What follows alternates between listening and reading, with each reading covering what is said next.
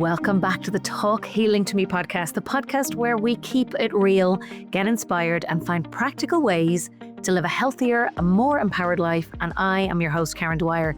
Today's guest is Kerrie Lee Brown. She is a global journalist, magazine editor, author, speaker, and women's health advocate. And throughout her illustrious career in publishing and media, she has written articles for more than 150 publications worldwide and held amazing various senior roles in editorial and publishing. At age 39, though, Kerrie, the magazine editor and mom of two, ignored some serious warning signs and had a heart attack. So she was not your typical cardiac patient either. She was physically fit, non-smoker, and no immediate family known to have heart disease. So Kerrie's huge wake-up call changed her perspective on what she was doing and how she was doing it. Her real life story delves into the harsh reality that women today are simply trying to do too much. Kerrie Lee Brown, you are so welcome. How are you? Good. Thank you so much for having me. Very, very honored. Thank you. Oh, listen, it's a privilege. I've been waiting for this one for a while. So I know that you are so super busy. I really appreciate you being here and sharing this. Like, your story is so powerful. Can you take us back to that pivotal moment when you had your heart attack? What was going through your head and how did it change your view on life? This podcast is for educational purposes only and is not medical advice. Always consult your doctor. Views shared are personal and not a substitute for professional guidance.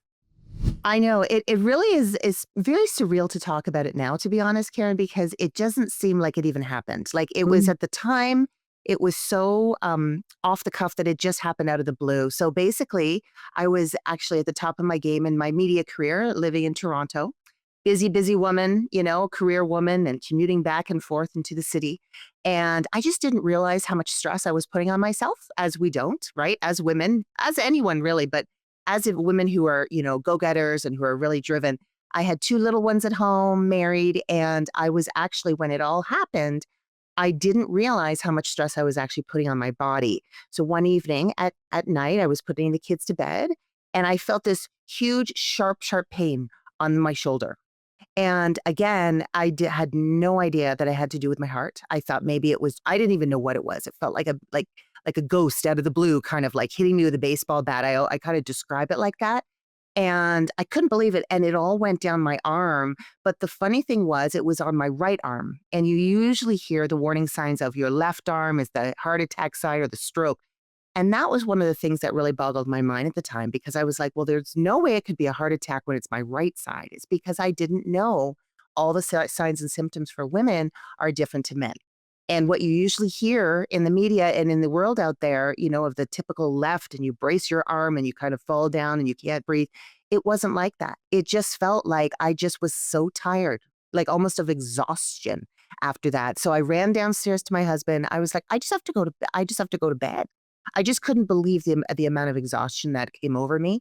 And anyway, I did. I didn't sleep all night. And of course, as a mom of two little ones who was a career-driven woman in media, I went to work the next day, right? I didn't even go to the hospital. I mean, these are the crazy things. Now, of course, I do know that there's different levels of heart attacks, and I was extremely fortunate. The one that I had was a silent heart attack, which was a lot less severe than a lot of other people. However, it did impact me. I did end up having cardiac ablation surgery, and it changed my life so much. I ended up looking at my lifestyle. So again, I was used to a health and wellness lifestyle because I was the former editor-in-chief of a women's fitness magazine and a nutrition magazine. So I knew how to eat well. I knew how to exercise. I knew how to look after myself. What I didn't realize, though, Karen, was the stress I was putting on myself mentally, emotionally, and also through work. Wow. Yeah, so that's what got me. It's thanks for sharing that with us. It's phenomenal to hear, like, what I find very often, and I'll speak for myself with this as well. Sometimes knowing makes no difference, right? That's right. Especially when you're leading a really successful career, two kiddos, relationship, friends, everything else that comes with that. We can know what to do. And sometimes then, because we're so busy, and I don't know if you, and maybe back then, or hopefully not now, but sometimes like, oh, just for now, because I'm busy now. But then that Yes. turns into weeks and months Yes. and then years. And do you think Do you think that like was a factor in, missing those early warning signs or like what do you think? I think it was, and because when I look back now, I've done so much healing, like not only physically, but emotionally and spiritually even, on this. And I've thought a lot about it, and I get asked a lot about it. And when I look back at probably 6 to 4 months before this happened, and I realize now that all those signs leading up to that, like the additional migraines I was getting, the additional nights that I was just exhausted. Now, of course, I was a young mom, so I was like, that's what it's got to be. But it was more than ever. Like it was more than normal. There was other things too. Like I had, like even aches in my neck and in my shoulders, like a little bit more than normal. But you're right. I just pushed through. I was thinking, well, this is, my time in media. This is my time to be out there. I did a lot of TV at the time as well, a lot of publishing, a lot of magazine work. And I was traveling a bit too, because I wrote about, at the time, I was actually the executive editor of Parenting magazine. So I used to go to different places, bring my family and write about it. And it was very exciting. But what I didn't realize that all the deadlines and all the different things that come with the stress of that job were piling up. Not to mention, I'm a people pleaser. And I Oof. know a lot of women are. And at the time, I think part of it really was I didn't realize how much it was impacting me because that was in my nature. It was my nature to people please, whether it be at work, whether it be at home or in my social circles. I just thought, well, this is just the way I am. I mean, I try to please everyone and do everything the best I can for everyone and just really disregarded my own self-care. And that's where I started to realize that it started to add up. And those daily stressors, I didn't even realize what they were because for me, it was just a way of life. It was just the way I lived. But what was happening, and my cardiologist told me at the time, was that it was all piling up. And as I was getting older, my body was just not able to take the stress. The actual cortisol that I was building up was not good stress. And I also learned that. I learned there was good stress and there's bad stress, right? There's good Yeah. stress when you're excited about something. You're going on a podcast like this. It's very exciting. It's nerve-wracking, but it's something you want to do. Then there's the bad stress and it can actually implicate you physically. And that's what ended up happening. And yeah, it's really surreal now when I think about it and where I was in my life.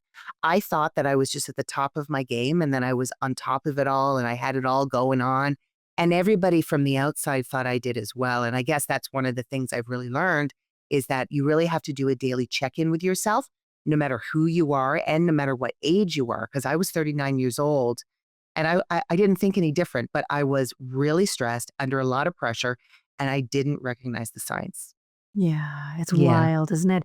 You brought up such a great point, and thanks for sharing it around people pleasing because I think it's a big pattern that I see, particularly in my clients, and but in females, like in friends and Yes. family.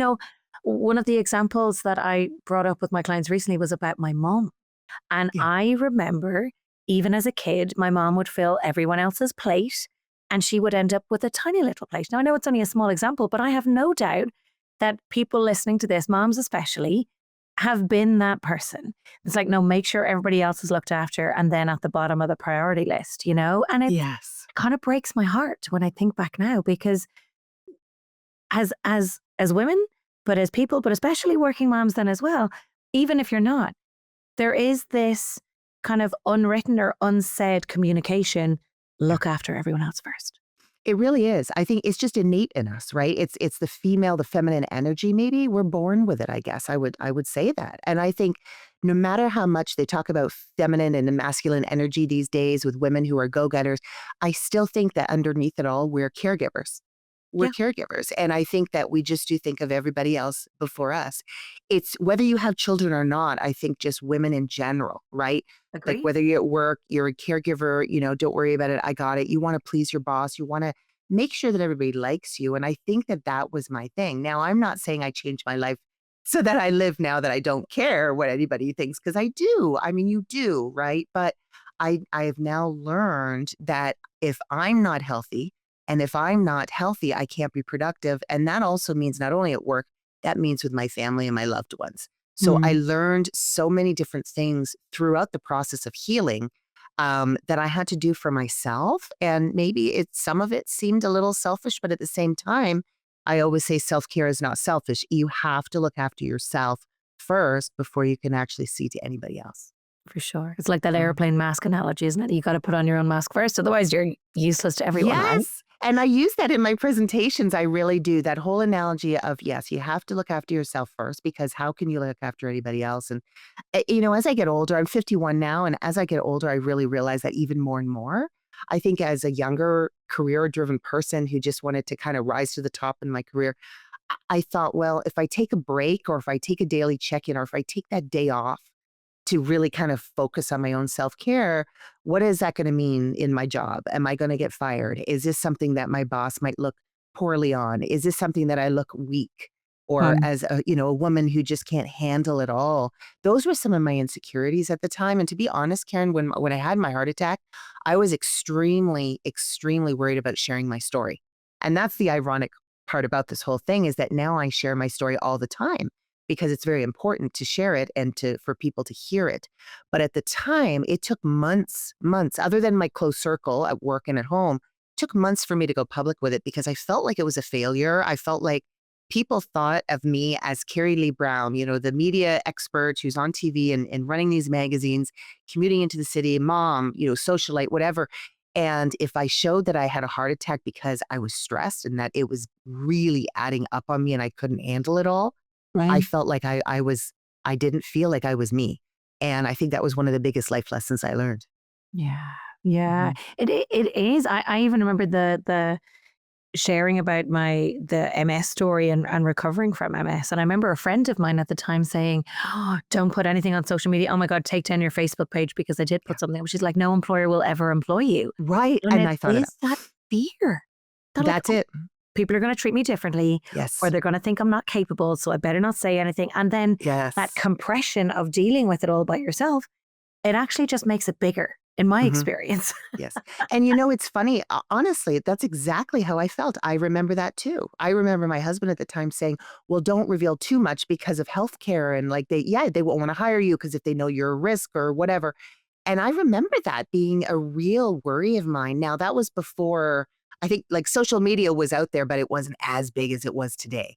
Now, everybody shares those stories of their health and of their, like, the human side of us, which is obviously the relatable side.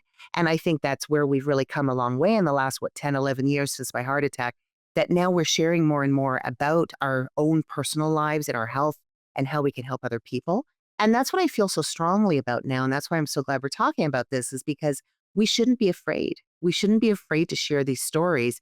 And one of the reasons why I started my women's storytelling platform, redlilylife.com, is to share these kind of stories so that we can all relate to each other, no matter what walk of life we're from.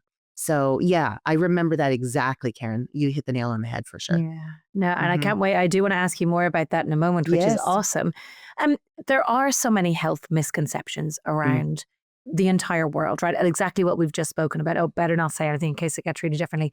But also in the workplace, Mm. and sometimes at home or in family or in relationships. How do we break down those barriers, or how do we do it differently? Because it really is a trust and a confidence from the inside out first, right? It How, is. like, what would you say to someone that is maybe dealing with something and they're afraid to kind of show up or ask for support? And that's one of the things I even talk about in my book, is that, one of the biggest things is asking for help. It's being able to, I guess as I've got older, I've also done a lot of reflection on this, right? They say you get older and your circles get smaller. And I think that, to encourage people to speak up or to actually share their concerns about their health, or even about their emotional stress or any kind of stressor really, or about the fact that they just feel like they can't get it all done in a day.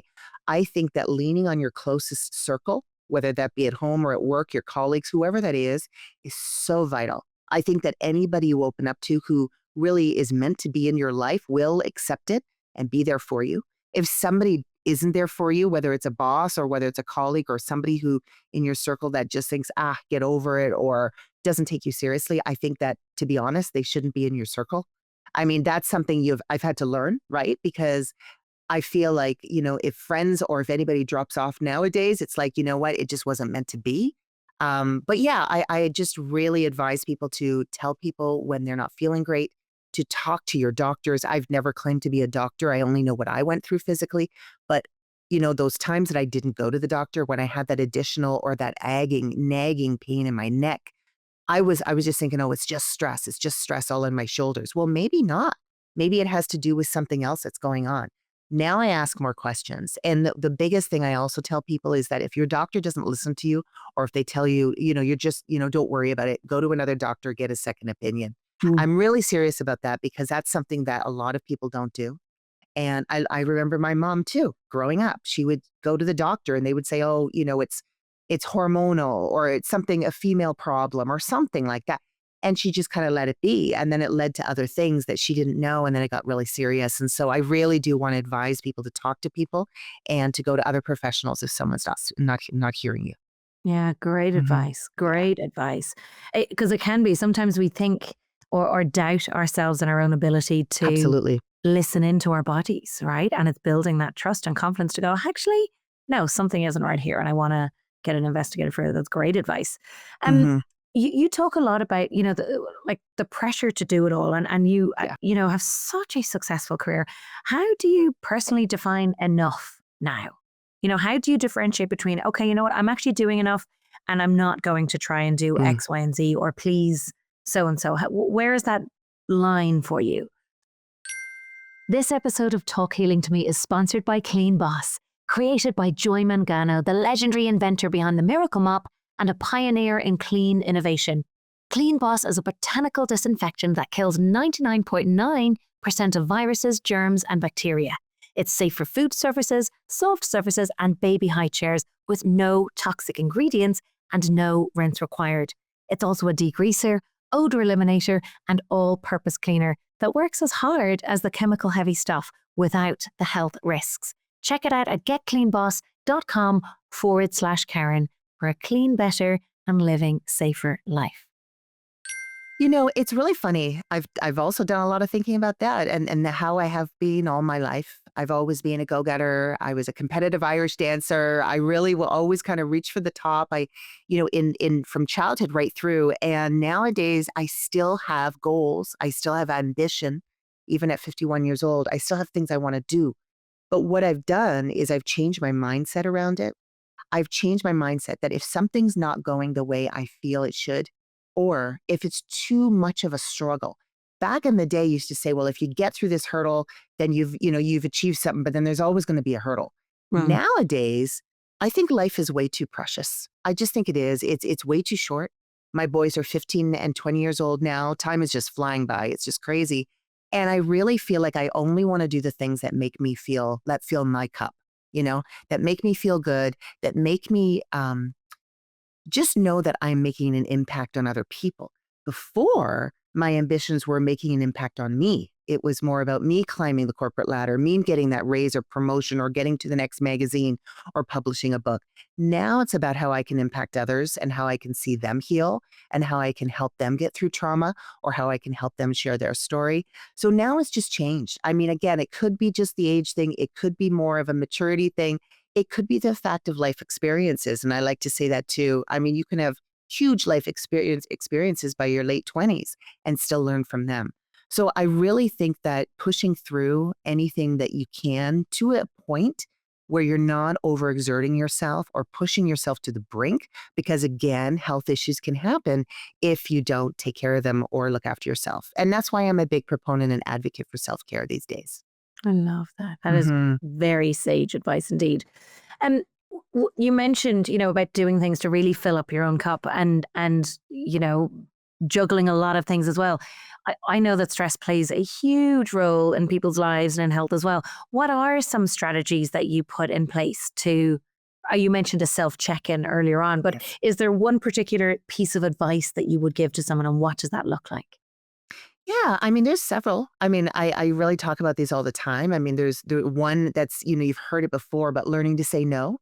I always say no is a one word sentence, right? It is something that is actively saying no to something is actually saying yes to yourself. And I feel like that is the only way that you're going to be able to, again, be healthy, mind, body, and spirit, and be able to kind of pursue what you were originally planning to do anyway. I feel like if you say no to certain obligations, then you're going to say yes to other ones that are more meaningful, are going to be more impactful to you and to others. that would be one thing, is really setting boundaries and learning how to say no to certain people, to certain projects. I've had to learn that too. As a people pleaser all my life, it's really been, well, what can I do to serve others? What can I do to, get ahead and make sure people like me, or make sure people want to be around me because I'm helping them. Now I'm at that stage in my life, and I try to tell people all the time that you really have to serve yourself at all ages. You really have to make sure that you do yourself justice so that Well, you can do other people justice in the long run. So that's one thing. But the other thing is the check-in that you mentioned. I like to do a check-in now in the morning and the evening. So when I first get up in the morning, it's like I'm groggy and I'm not even a morning person, but I like to do a check-in and think, okay, what are my well, not all really obligations. What are my things that I have on my to-do list today? What are my priorities for the day, right? Whether it's work related, whether it's personal, family, whatever it is. And then I like to say, okay, if I'm okay with not getting through all of these, am I going to be okay at the end of the day? And I say yes. And I say this sweet little prayer to myself and do a little meditation. At the end of the day, when I'm going to bed, I reflect on that. Did I get through my to-do list? Did I get through all those priorities I set for myself this morning? And if I didn't, I like to give myself grace. And I think that's another thing that I never did in my 20s and in my 30s. I never gave myself grace. And if I didn't get through a to-do in a day, I would put so much pressure on myself that I'd be upset with myself, and I'd put it on the to-do list for tomorrow. But I think we all have to understand that we're going to get through the day doing the things we need to do to survive and to be there for our loved ones, which is the most important thing.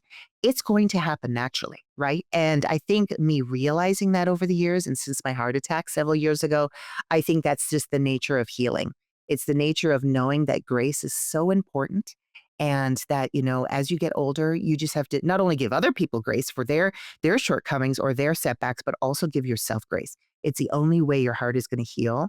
And then your mind and heart will also like combine and blend and have a happier life. So, oh, I love that. I love that. mhm. There's two words that come up all the time. So each morning, Monday to Friday, I have a call with a friend of mine, and we create a possibility for the day. And one that Oh, always comes up for me, and we usually use three words, and it's find myself constantly saying a possibility of grace and compassion.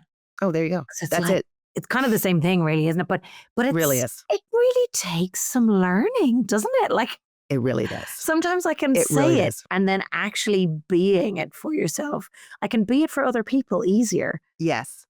Definitely harder to give to yourself. Yeah. I've learned to, like, I have a team, a creative team at Success Magazine, and we're actually scattered all over the world. We work remotely. And, when I have one of my teammates, my staff come up to me and say, I need to take a day. I've been, under pressure, or the deadlines have been coming, and I know how busy we are all the time with our projects. And they say, I need a day just to kind of for self-care or to decompress or whatever. I say, go for it, take it. Because I do know that, and you might have heard this old wives' tale that when your employees, your staff, your team are happier, they're going to be more productive. Well, it's so true. But Mm. the thing is, we have to, again, give yourself compassion to look at yourself as well.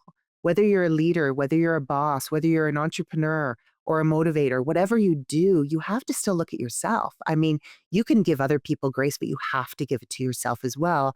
Because again, you have to lead by example. And I think that's one of the most important things I do for myself these days is lead by example.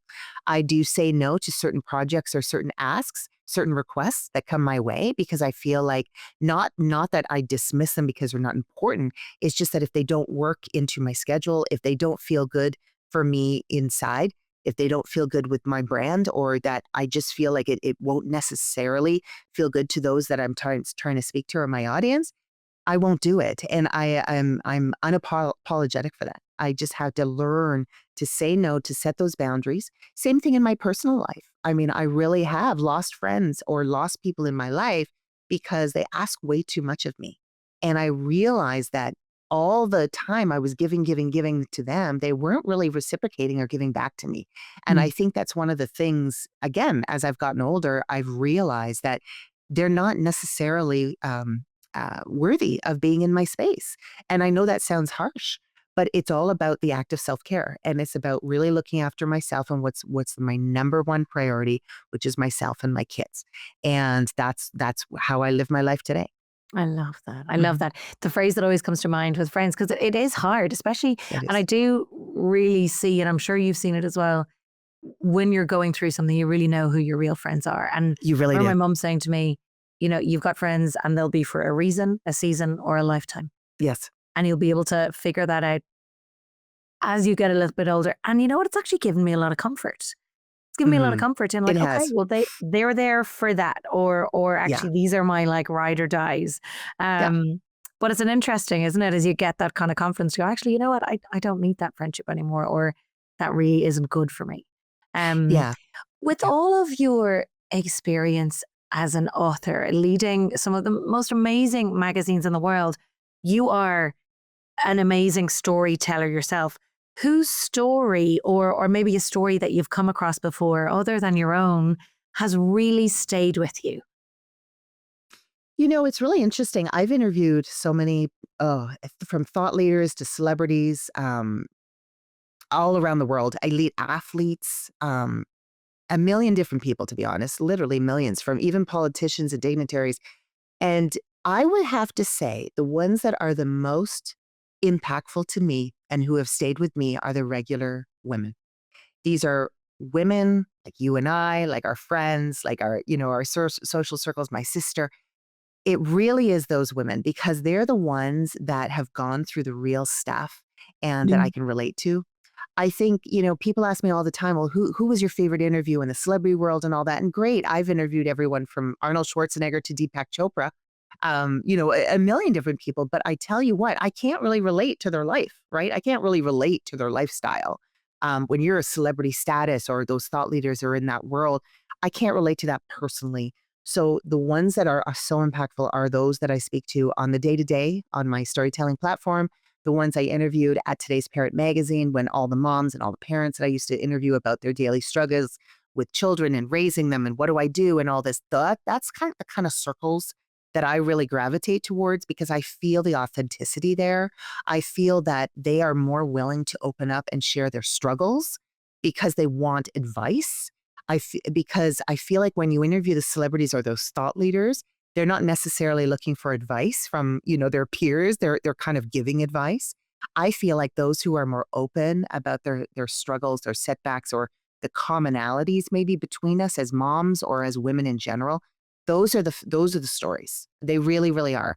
One woman in particular who's written for my platform has written 3 times about her breast cancer survival story. And she's in remission now. And she kept coming back saying, the relief of me sharing my story on your platform has given me so much positivity in my life, not only from sharing my story to those around the world and my family, but also from getting it out off my chest and into, your website and just into that global platform.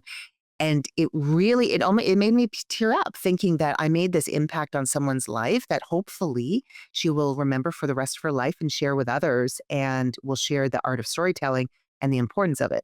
Those are the stories that I remember, to be honest, Karen. It's the celebrities in that are wonderful. And I've met a lot of amazing people and I've learned so much from them. But again, I just like the real life people that I can resonate with. Those are the ones that I love. Yeah. Oh, what a Mhm, great answer. I'm so mhm. with you. And they are the stories that you gravitate towards, They aren't they? are. Because when you can relate to something or someone, it's like, oh, I can see how hard that might have been. That's very cool. Why don't you talk to us a little bit about your platform? Tell us more. Yeah, well, it's a bit of a journey. I'm still building it right now, and I have lots of really great, exciting things happening actually this year in 25. But after my heart attack, I really took some time to delve back into what my priorities were and how I wanted to share my story and how I wanted to get my message across to people, but women mostly, about how to make yourself a priority on the day to day. And one of the things I did was I wrote my book. And this all leads into my platform today. I wrote my book. It's on Amazon called My Heart Myself. And it's a guide for women who do too much, which is all of us. And it really takes you through my actual journey of what I did to heal and get over that, the feeling of failure and not being good enough and why my health suffered. And once I published that, I self-published that. I'm a self-published author on Amazon. Once I did that, I thought, well, I'm going to write a second book and I'm going to do more of my journey. But Yay. I'm still working on that second book because what I did instead, I took a pivot from the book writing. And what I did was I started a platform called redlilylife.com where other people could share their stories. So now I've published over almost 5,000 stories of women from around the world, ones from overseas in Europe and everywhere. And it's free to publish your story. It's a really safe place. There's no judgment. I'm the only one who works on the website. And what people do is they go to my website and they submit their story. Now, it doesn't have to be about heart health. It doesn't have to be about your health, actually. It could be about some experience that you've gone through, whether it be work related, whether it be personal, whether it be a divorce, whether it be child rearing, whatever it is in your life, anything really that you want to share with others. And I've had such great feedback. So this platform is for women. Men have written on it too. I'm completely open to anyone sharing their story. But mostly or women have shared their story because they really want a place to be able to share so they could heal, but also help heal others. And the one caveat, though, is I always like to have every story, every self reflection has to have a positive message at the end. And that's my caveat. I don't want it to be a website where it's all humdrum and that everyone's very depressed after all these heartfelt stories. It has to have a really strong message in the end so people can learn from it and people can, take that message. And even if one story impacts one person around the world, that's all I aim to do. I've shared my own story on there several times. I still write on it. And I have tons of women right now who are on the roster who are ready to also publish on there. So redlilylife.com is really a place just of healing and of sharing whatever you feel. And I must admit, it doesn't have to be a long essay either. It can be as short as you want. It can be a poem. It could be song lyrics. I've even had people share their photos because some people like to do photo essays and they can share and Oh, be yeah. creative through that. So this platform is really, I leave it up to anyone submitting anything. It's just a free way to share your story and to get your light into the world. So, What a cathartic mhm, thing to provide, mhm. because lots of time people, women especially, are going through these things by themselves. And like you mentioned earlier Yes. on, wondering what to say, who to share it with. I think Yeah. sometimes even saying these things, um, saying them actually does the trick a lot of times because you feel like then you've been heard or seen Yes. or validated. Mhm. Thank you for doing that.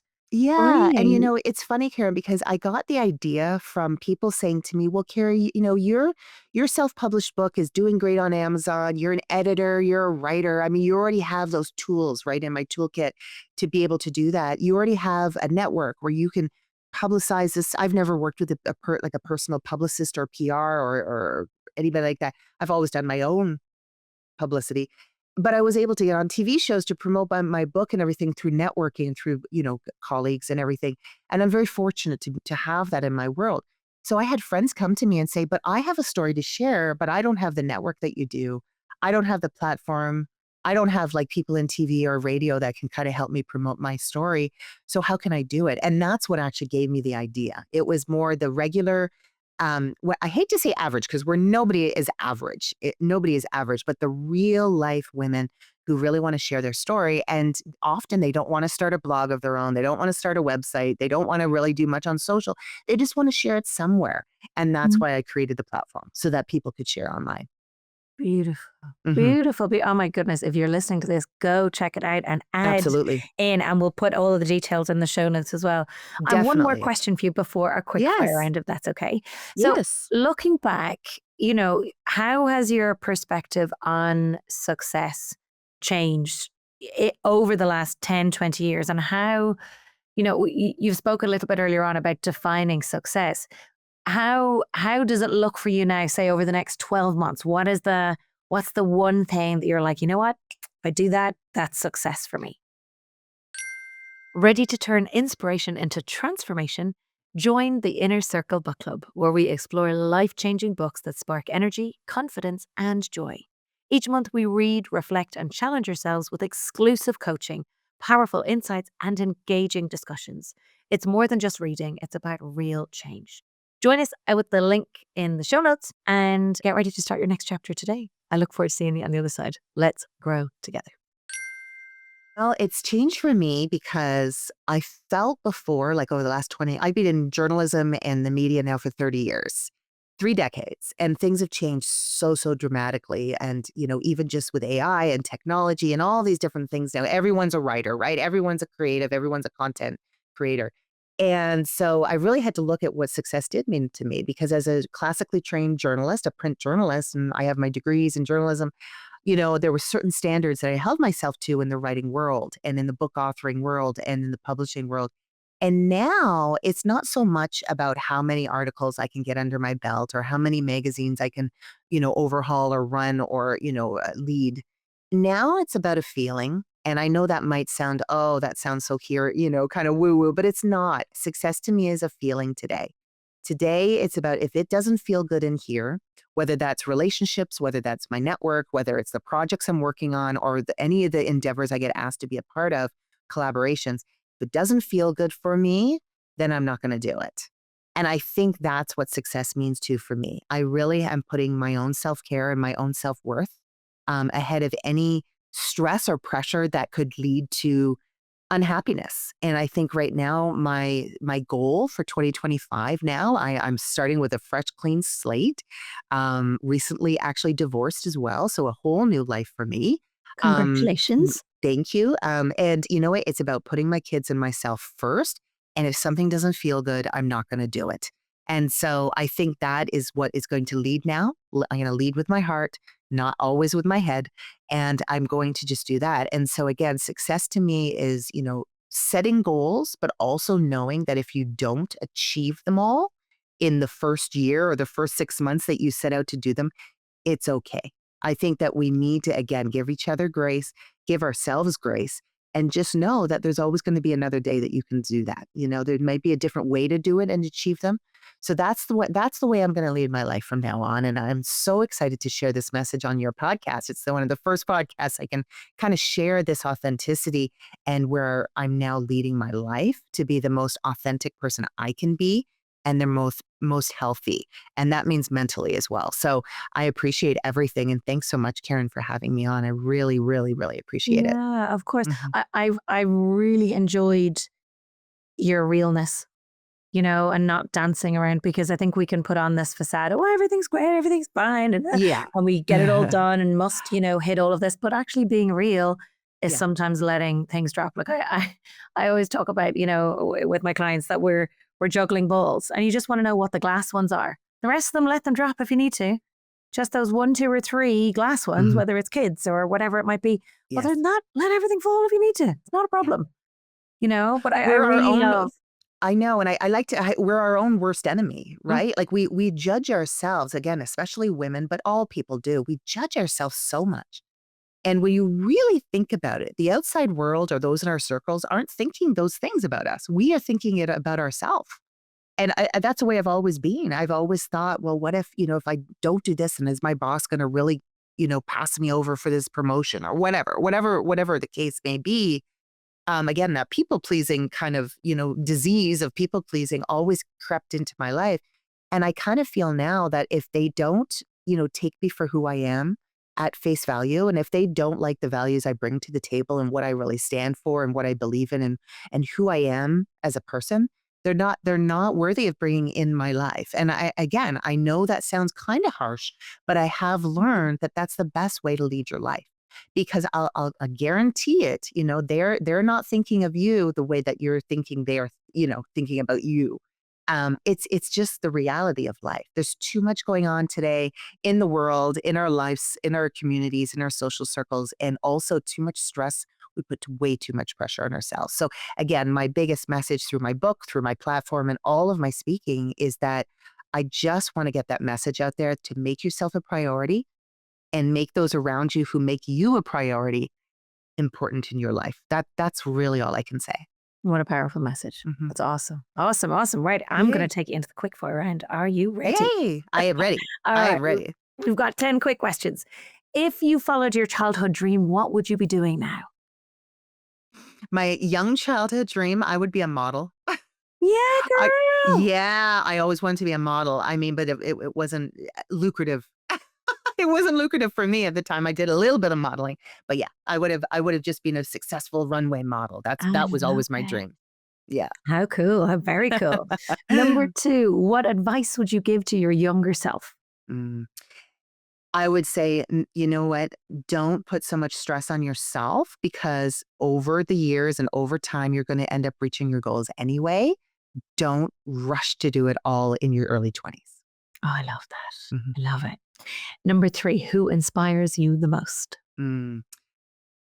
I would say before my mom passed, I would say it was my mom. She was extremely heartfelt and giving and compassionate and such a wonderful, wonderful woman from Wales. And she just had this huge heart and giving all the time. And she inspired me. She still inspires me today. But I think today I would say my kids inspire me, my 2 boys. I look at them and how they're growing and how they're, becoming, young men who are just so ambitious and so driven. And I just look at them and they inspire me every day. Mhm. Oh, that's lovely. That's really Mhm. lovely. Yeah. Number 4, was there a particularly dark day that turned Mm. into a positive, and what was the lesson? Mm. Interesting. I've had a lot of dark days. I've had a lot of dark days, Mhm. right? We all go through our ups and downs and our struggles through life. I mean, there's many, many, many. I think I would have to say when my mom passed away was a real dark day for me. We had just moved to Denver, Colorado from Toronto. So we live in the US now. And my mom was diagnosed with cancer 2 weeks after we moved here. So Oh my goodness. the guilt for moving so far away, it's a 3.5 hour flight now from home. And the guilt and my mom was wanting me to move back and it was really tough. And then she passed away 6 months later. And I think the dark day was finding out that and me being in Denver and having to get on a flight home was very excruciating for me because we were very close. And it was extremely hard. But the life lesson out of that was that I really still reflect on how close we were when she was around and her impact on me and my children and the love that she gave me. And I hope to pass that along to my family as well. So I think the life lesson is that, again, I had her in my life for so many years. And I have realized that no, even though she's not here anymore, her memory lives on. And that is something I want to pass along to my kids as well. Beautiful, Mhm. beautiful. What does your ideal day consist of? Is question number 5. Ooh. My ideal day, I'm so fortunate now. I work remotely and I can work from wherever I want in the world, which is so, so great in my role. And thanks to technology as well. And I think my ideal day is getting up and having a coffee and relaxing and also doing that personal check in, like I spoke about earlier. And then getting on these kind of conversations like we're doing right now. I do several podcasts. I do a lot of remote speaking. And I think that is an ideal day for me, checking in with my team on the magazine and making sure things are on deadline and meeting new people through PR and just really getting through a day of work that, again, doesn't feel like work because I love what I do so, so much. And then going out for coffee or for drinks with friends and just really, just that social time and that letting down my guard and being myself. That's a perfect day. That's a day for me that I just love taking my dog for a walk. I live in Colorado and I just love being near the mountains, and that's a perfect day for me. That sounds heavenly. That Mhm. sounds heavenly. Copy and Yeah. paste, please. Yes. Um, the next question is number 6. If you had, this is a funny one. If you Yeah. had a roast dinner, right? So, Yeah. because your dad is Irish, if you had a roast Yes. dinner or like a Christmas dinner or Thanksgiving dinner, and you had like roast potatoes and your protein and your veg and maybe some gravy, do you eat your favorite thing first, your Oh. favorite thing last, or a little bit of everything together? Yeah. It's a little bit of everything altogether. It has to be smushed up, right? I leave My the crunchy Irish bits until the last. You have to, you have to. It's so funny. My dad now still, yes, my dad's from Dublin and typical Irish. He makes his goulash. I don't know if that's his goulash where he puts everything, together and he just smushes it. And I think I've taken after him. And for those kind of meals, I would put a little bit of mint. That was my mom. Mince, she would put on mince on her Sunday dinners and just kind of make it all smush up. And I would eat it like that. Yeah, Yeah, I call definitely. that a mashy dinner. I A love it. mash. I Yes, love yes. it. I love it too. Question number 7. If you had to choose 3 people to Mhm. join you for dinner, maybe they've passed, maybe they're alive, who would they be? This is a really good one. Um, oh, interesting. I think I'd have to say, if I had to do that now, I'd be my mom, who has passed. My mom, Mhm. my best friend Danielle, who lives actually in Newfoundland in Canada now, and she lives kind of far away from me. And Right. my sister, and my sister. I do talk to my sister a lot. I see her a lot, but I still think those three are talk about feminine energy. When we get together and, we used to just have these really amazing conversations when my mom was around. And I think that's where a lot of my growing and healing came from. was those close to me. Sure, I could say all these celebrities in the world, Marilyn Monroe, Elvis, whoever, whatever, I could, Jesus, but I do think that those are the women in my life that really have made such an impact. So probably those three. Oh, that's a beautiful answer. It's a beautiful Yeah. answer. At number 8, your favorite song. Ooh. You're going to love this one, but I'm going to have to say Enya. Yeah. Go on the Irish.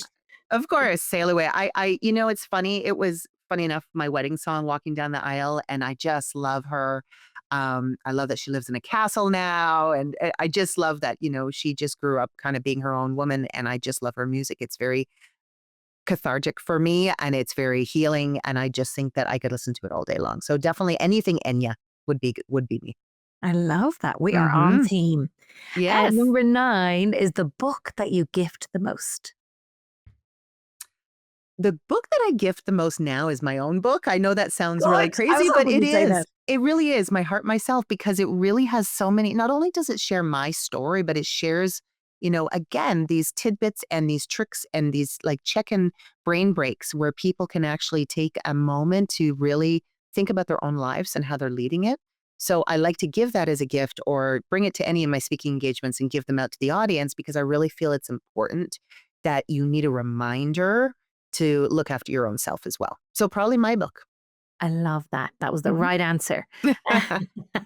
And then the final question, how do you switch off? Mm. I switch off by 1, listening to music. 2, I love to dance. Love to dance, whether it's Irish dancing on St. Patrick's Day now, or no, I just love any kind of dance. Really, I've always been so there's something about movement, right? It's something about movement, getting it all out. If I were to switch off and just turn the computer off, turn my phone off and get away from everything, it would be to dance, listen to music and just relax or go for a long walks. I just love long walks as well. And I do like to work out as well. I'm not as much of a gym goer as I used to be growing up, but I definitely love to work out and to heal that way and do yoga. Mhm. Amazing. Well, they Yeah. all sounds lovely. Kerrie, thank you so much for sharing Oh, your time, your wisdom, and your heart with us today. And for those listening, if you've been inspired by this conversation, and I know that you have, Mm. make sure to follow Kerrie on social media. All of the notes and her tags are in the show notes. And here's your challenge for the week. Take one piece of advice from today's conversation and apply it to your life. It could be a new habit. It could be going and buying Kerrie's book or going and posting your story on Kerrie's platform again in the show notes, or just giving yourself permission to show up as you are. Until next time, keep talking healing to yourself with grace, compassion, curiosity, and courage, and you are doing better than you think. See you soon. Thank you to our sponsors of this episode. You can visit getcleanboss.com/Karen. And also a thank you to our video and podcast producer and editor, Aoife McNamara at Imagine Media. Thank you. Thanks for tuning in to Talk Healing to Me podcast. Sometimes the right piece of info can totally change someone's health journey. So if today's episode resonated with you, please pass it along to someone who might find it useful. And hey, if you enjoyed it, don't forget to like, subscribe, and perhaps even leave a review. It helps more people find us, and I'd love to hear what you think. See you next time, and until then, keep healing, keep growing, and keep listening.